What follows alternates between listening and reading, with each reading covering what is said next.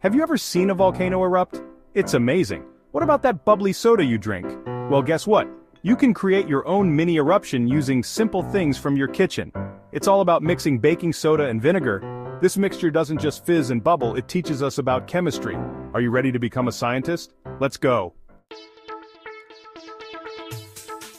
Baking soda is a powder, vinegar is a liquid.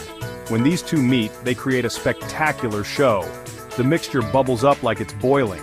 But here's a secret, it's not actually boiling. The bubbles are filled with a gas called carbon dioxide. This gas is what makes soda fizzy too. It's like magic, but it's really science. Baking soda is a base, vinegar is an acid. When they mix, they react. This reaction creates carbon dioxide gas. The gas needs space to escape. That's why the mixture bubbles and fizzes.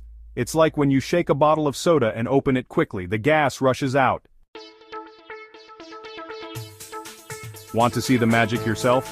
Here's a simple experiment. Take an empty bottle, put some baking soda in it. Now pour some vinegar, watch the fizz. You can even make a volcano model and use this mixture for an eruption. Science is fun, isn't it? Remember, always ask an adult for help before